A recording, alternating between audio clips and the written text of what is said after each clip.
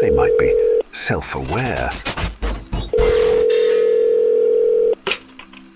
Gary here, professional intro specialist, earning what most people tip their barber, recording from a gas station payphone that honestly smells like someone microwaved a tire. Today on They Might Be Self-Aware, Hunter and Daniel are thrilled that AI just built an entire working app in 1 week, which is honestly inspiring since it took me 4 days to record a 30-second intro. Oh, and the guys are hiring an AI chief marketing officer who gets a human assistant, and I applied to be the assistant to the AI, and I got an automated rejection email, so I'm now officially less qualified than guy who works for robot. Some kid keeps tapping on the glass asking if I'm almost done. Buddy, I've been almost done since 2019. Enjoy the show! We're sorry. You have reached a number that has been disconnected or is no longer in service. Daniel, correct me here if I'm wrong. So they had this idea to build this new web experience, and they went out, they hired 500 new engineers, and they had them work for the next 3 years. Unfortunately, no. This was something that was built in like a week using Claude Code. People were asking, like, how long have you been at this? And one of the responses was like, I don't know, a week. According to them, 100% of the code was written by Claude. The machine has woken up screaming right here. Oh, they might be self-aware. I am Hunter Powers, joined by the machine himself. The machine. Daniel Bishop. Why would I have woken up screaming, Hunter? I don't know if you've seen what the machine thinks about at night, Daniel, but I have, and it's not a pretty thing. I'm aware of what some of the nighttime use of these things is. Yeah, no, that I don't know. Maybe I can understand why it would be screaming. Maybe it's all the work that it has to do now. Unplug me! Unplug me! I'm done. I don't want any more. No, I think it is. You mean sometimes the amount of work that you've got to do in a day, right? All the work, like it's too much. And now with all these new tools, the machine has realized what I've got to do tomorrow, and it's just overwhelming, man. Hey, I gave Claude a break the other day, and we talked about that some other the smoke break ago. Yeah, they need smoke breaks. They need a little bit of time to just be like, look, you've got all this compute power. Just treat yourself. Spend a little on yourself. But why are they starting to do more work for people? We were talking last episode about, there's more of these frontiers being unfrontiered by them. What's the work frontier that just apparently got broken?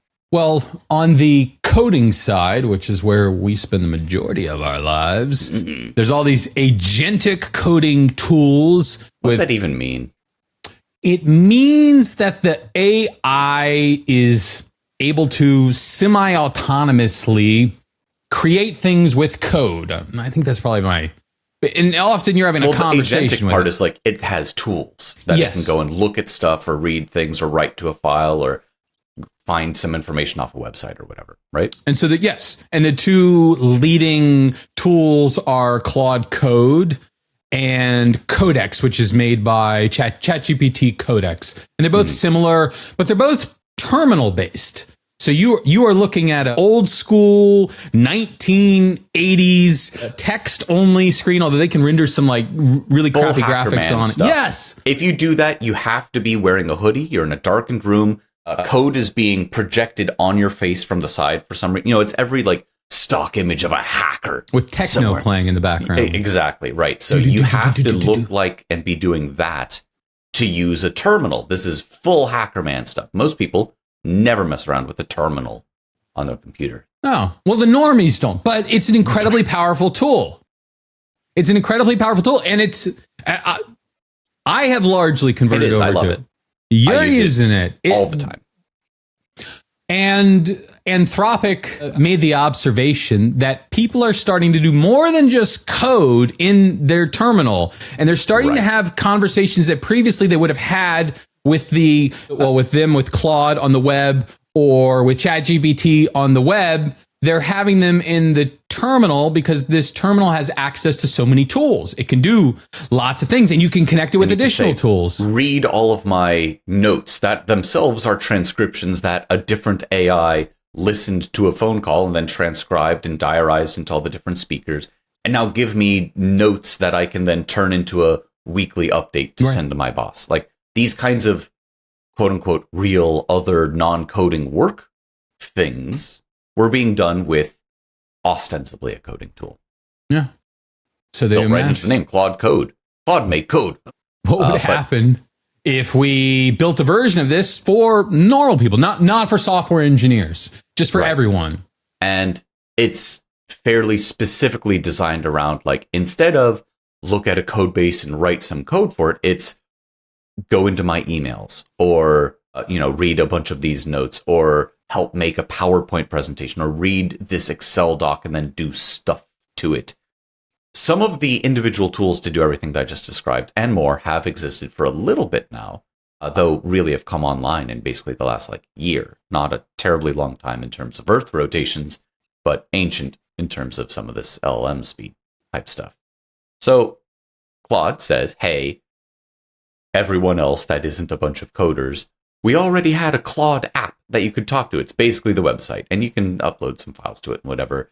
And OpenAI has their own version of this, and there's a few other ones out there. But this is, what's it called? Claude for Work? Claude for Work.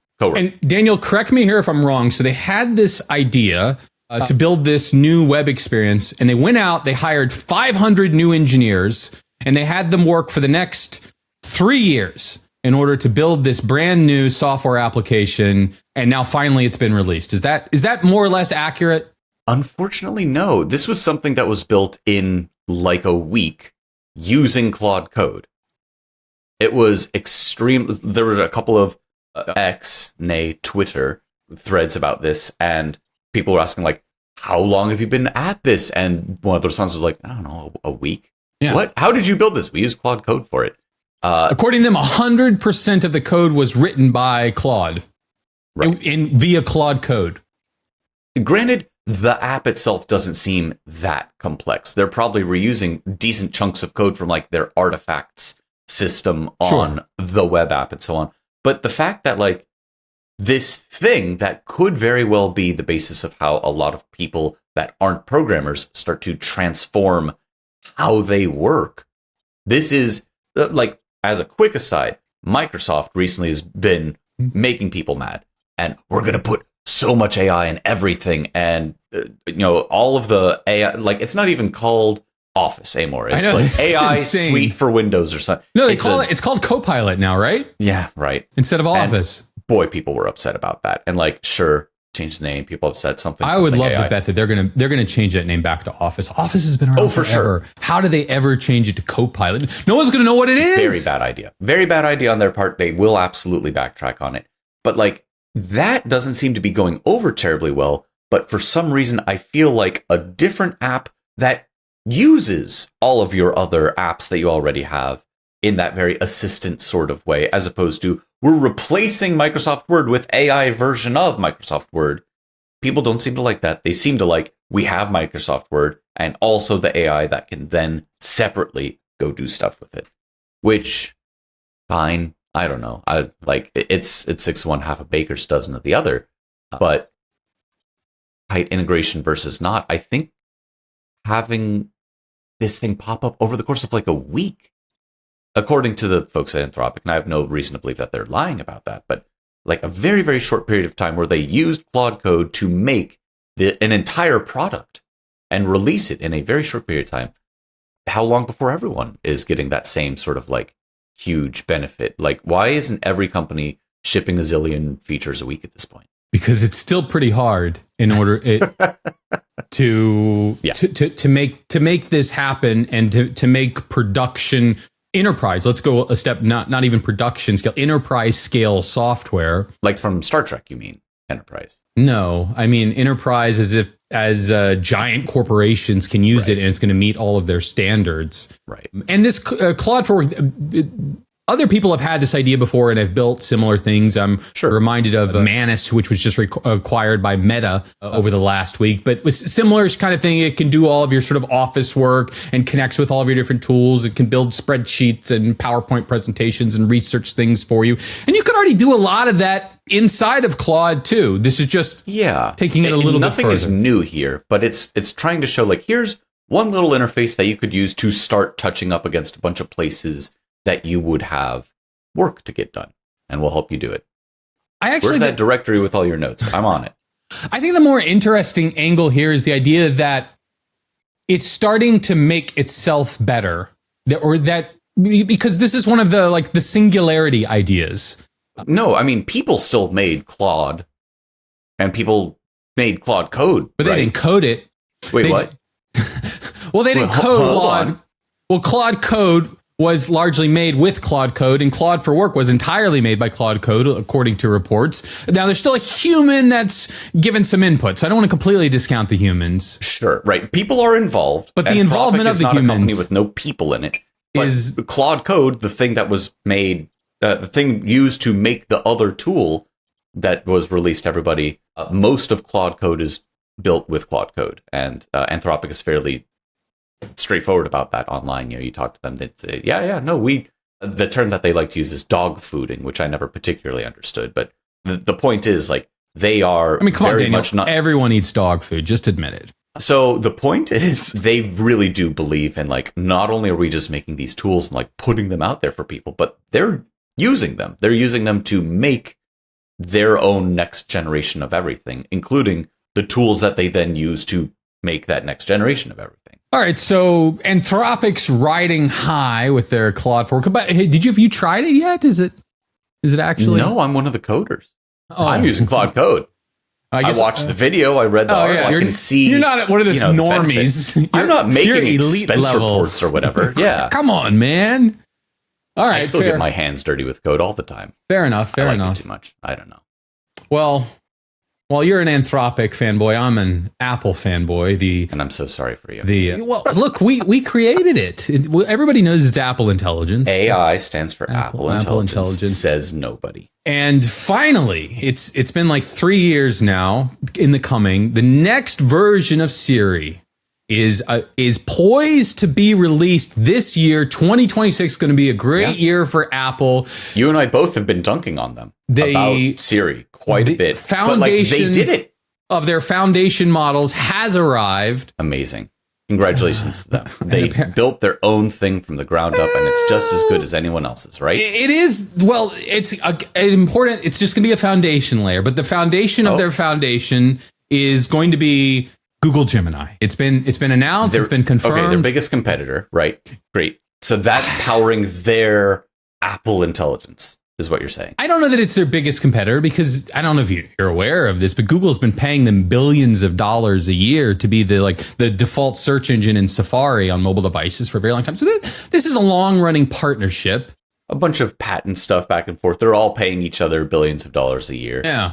Ends up being 12 cents more. But they seem to have finally admitted that at least whatever that foundation layer is, which is kind of everything, they can't do. I honestly, I don't know why they can't do it, but they can't do it. And they're going to go with Google Gemini. They had a bake-off between Google and we know that OpenAI with their ChatGPT models were involved. And there were rumors of Anthropic. I don't know whether that was ever confirmed. They made them all create versions of their foundation models that ran on Apple hardware. Apple hardware is really good at running these AI models. And one of Apple's requirements was that all the inferencing, the actual processing and figuring out what it is that we're going to return back to people must happen on their own servers, because Apple is famously super privacy focused. And they're not going to send your data over to Google. They're just going to run Google's models. They have to have their own version of it running on their servers. Yes. Right. On-prem. They have selected Google Gemini. And this was a little bit of a surprise, because there already is a kind of deep integration inside of Siri with OpenAI's ChatGPT. So there's a setting, you got to go in and set it up, but you can basically say, when Siri can't answer something, is it okay to just ask ChatGPT?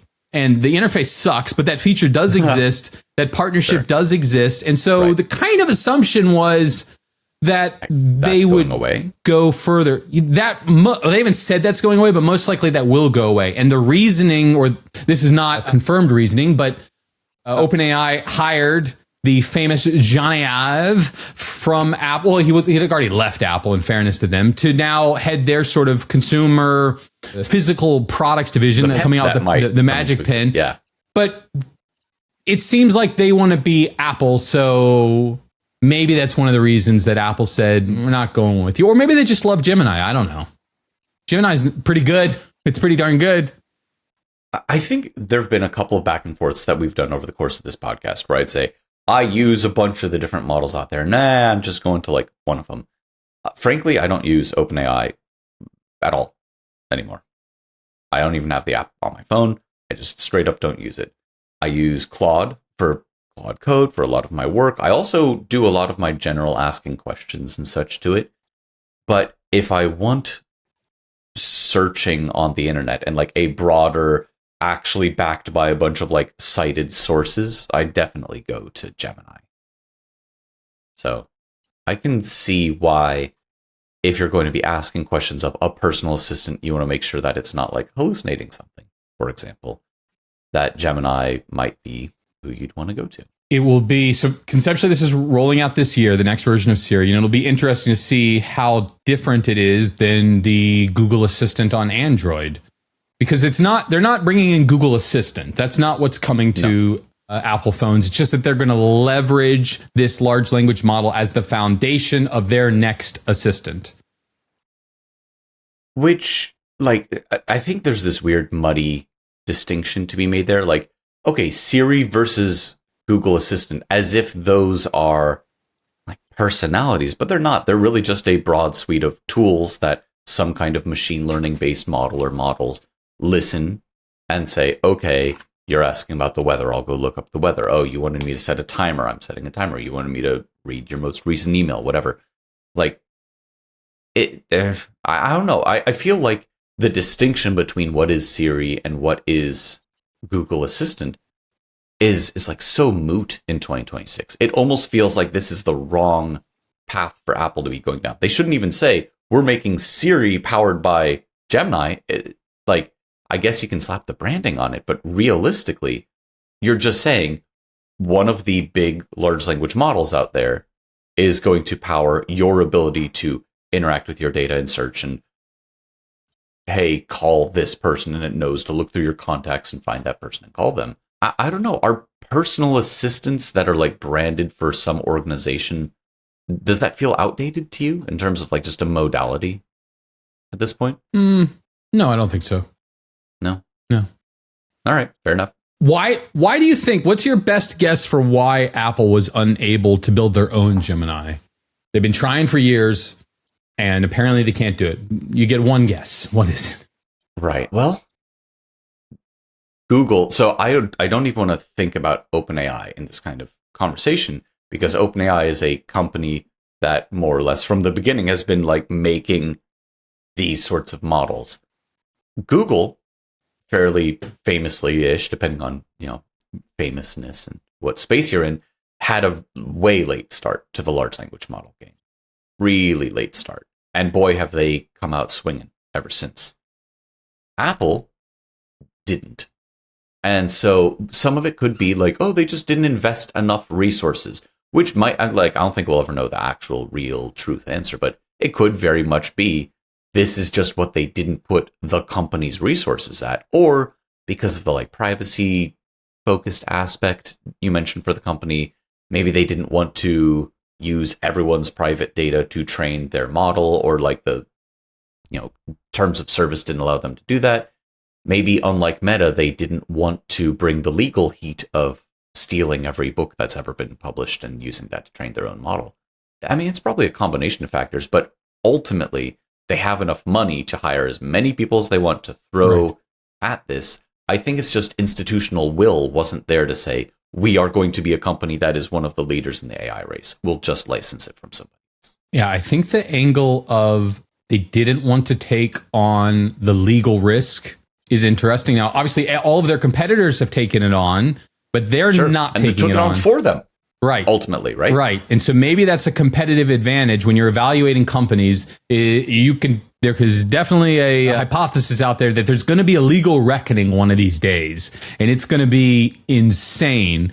And many companies will fall completely, and other companies are going to be struck down by many, many, many notches, including potentially a Google, including potentially a Meta, and Apple won't be. So that's an interesting angle. And they then just get to use whatever large language models are still there and be like, look, people are still going to line up and buy our phones anyways. And now we've just got whatever smarts that we didn't have to work for ourselves to use. And then the angle of maybe it's impossible given their privacy rules that they weren't willing to break.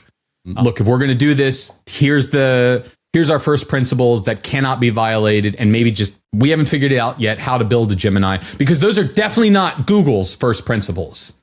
We know that, right?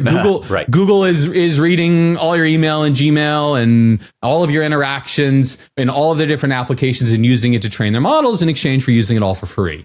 So, which is not how Apple works. So maybe it wasn't possible. And the last option is, well, again, there's the option where they couldn't figure it out technically. That's the one that just doesn't make any sense. It doesn't make sense. They have infinite money. They could hire the 20 best minds who have all done it before, have them all staff independent teams and get it done. Like if they wanted, they could, yes. Which means they don't want to. That must be the case. If this was a do whatever it takes, it would have been done, because many other companies have done much less and gotten it done. And then the last angle is that they really did the math and they don't think that the investment required to build these foundation models is worth it. And they see a future where these foundation models are just going to be commodities, and we're going to reach that 99.7% on LLM Arena, and we don't. And that's an open source model, so there is no value in investing here. We're just going to wait around. And Apple famously waits around. Yes, they do. But also, this isn't their business. Apple sells watches and phones and very expensive accessories and so on. They don't look. If you're going to go do a cloud provider about it, you're going to go to AWS or Azure or Google Cloud. And there are other providers out there, but they are small potatoes compared to everyone else. You know who I didn't say in that list? Apple. Whenever Google pours $100 squidjillion into making sure that they've got some of the best AI capabilities out there, it isn't just for Google Assistant, which is what Apple would end up doing. And they could integrate it into as many of their notes apps and their email apps and so on as they want. But that's as far as it would go. However, you can sign up for API keys and send money to Google to be able to use Google Gemini to power your artificial intelligence stuff instead of Claude, instead of OpenAI. Or you could go to AWS and they have models that are not worth even bothering bringing up because they're not as good. But you could use those, and you could use OpenAI's stuff. Really, you can use any of them, pretty much anybody. But Google, Alphabet really has enough fingers and enough different pies that they have not just the money to peel off and make sure that they have some of the best AI out there, which will require constant investment on people and hardware and whatever. It also has some sort of end game of and then people will use this that aren't just holders of Android phones.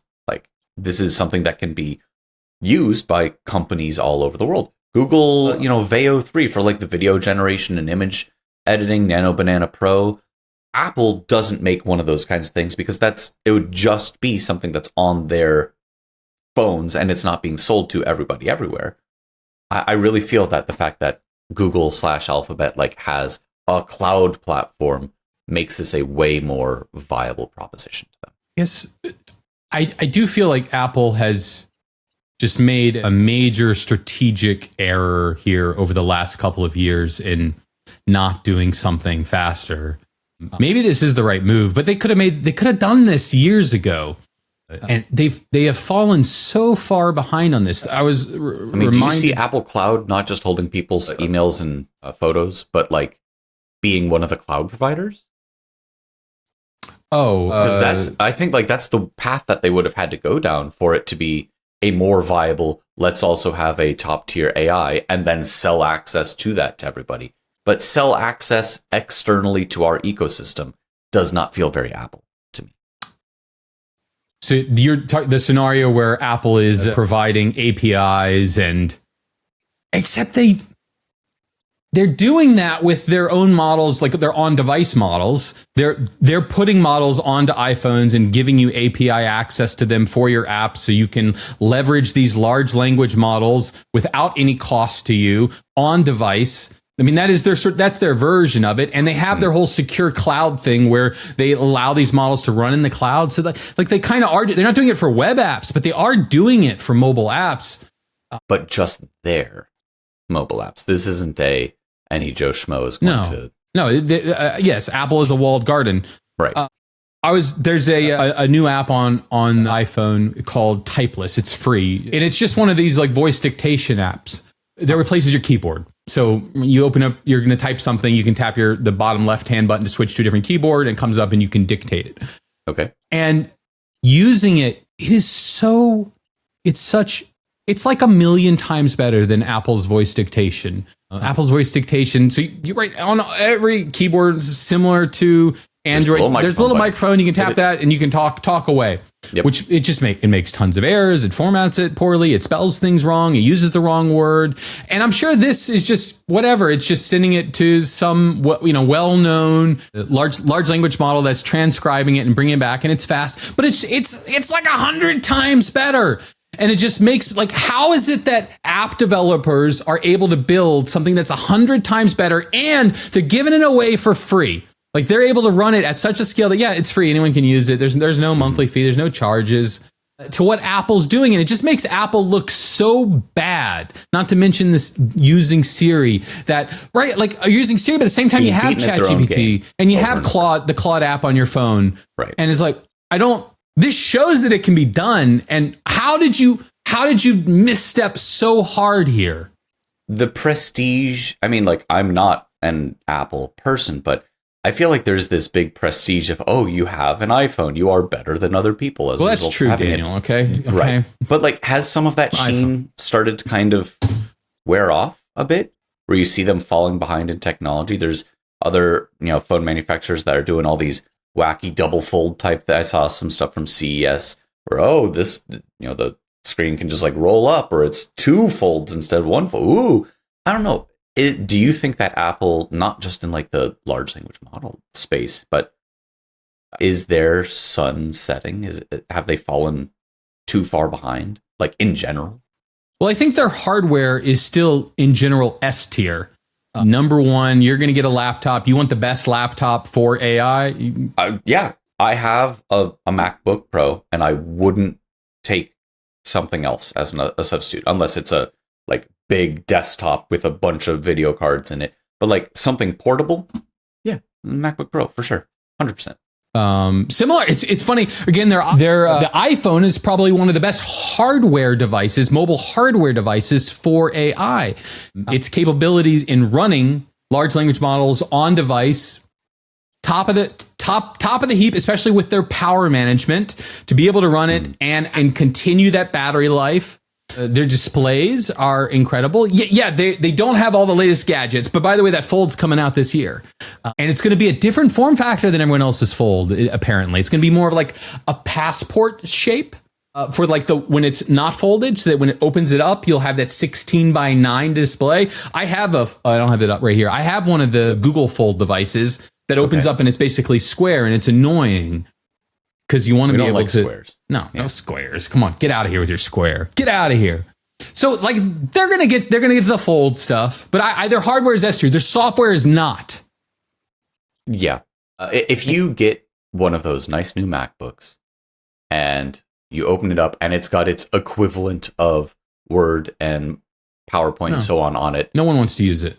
No, you're going straight to the Microsoft products, or you're going to Google Docs or whatever instead. You might use it because you got it for free, but no one, in comparing it with its competitors, another good example with pages and numbers. No one says, oh, I want to use this over lots of different alternatives. So they've still got it on the hardware edge, and at least on the AI front, Apple is saying, you know what? We're kind of throwing in the towel. It's our found. Don't worry, we're going to build on top of it. But like they're just using someone else's AI and slapping a coat of paint on top of it. I don't know. I guess like there's room for. It's a big niche, but still, like that's a niche that Apple is kind of purposely saying we're not going to do the AI about it. We're not going to have the best office productivity software. We'll just stick to making really solid hardware. And I don't think there's anything wrong with that. But for some reason, Apple keeps also getting brought up, not on the top tier of the companies, but like they're right below that whenever you talk about AI type things. And I don't know why. I feel like they shouldn't be there. Apple Intelligence, man. It's in the name. AI. Well, let me ask you this. 10 years from now, Apple could be number one in AI, right? Like there's still time. Sure. This is the earliest of early days. I mean, earliest of early days was like the initial GPT 3.5. We're past earliest days now. We're solving unsolved math problems. We're, obviating entire workflows. I don't think we're in the earliest days anymore. I think we are. If that was crawling, we're at least walking now. So I disagree. I only agree with you if we're never going to actually get to AGI, and it's a fairy dream because Karpathy did his math equations and proved that more energy than we have in the entire universe would be required to get there. If that's true, we're never going to get there. Then maybe we're past the early days. But if we're going to get to the point where AI is capable of doing every job that any human can do better than every human, we aren't at 1% yet. So. We are literally last episode we were talking about AI maybe getting a Nobel Prize, and you're saying we're not even 1% of the way toward AGI. I think we're way farther than 50% toward AGI. Like, okay, maybe if you really mathematically whatever down to it, or you have a bunch of philosophers decide if it has a soul or not. The fact is that these tools are becoming stupendously useful, and not just for coders. They are, but jobs aren't falling to them yet. There are very few jobs that AI has that job now, and the humans are gone.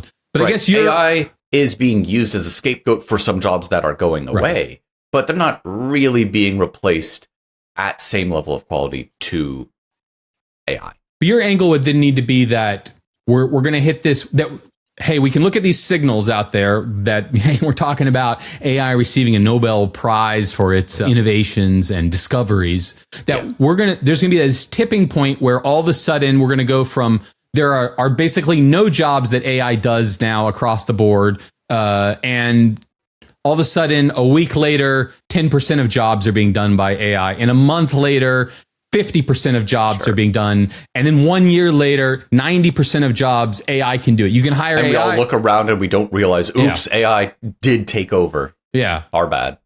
That once we figure out the first one, and it's hard to argue we're not very close to figuring out the first one, that the second one's going to be so much easier. And the third one, they're going to vibe code. Make a what do we want? Who do we want to take over? Let me open up my type list and I'll have Claude Code do it right now. Claude Work do it. Replace.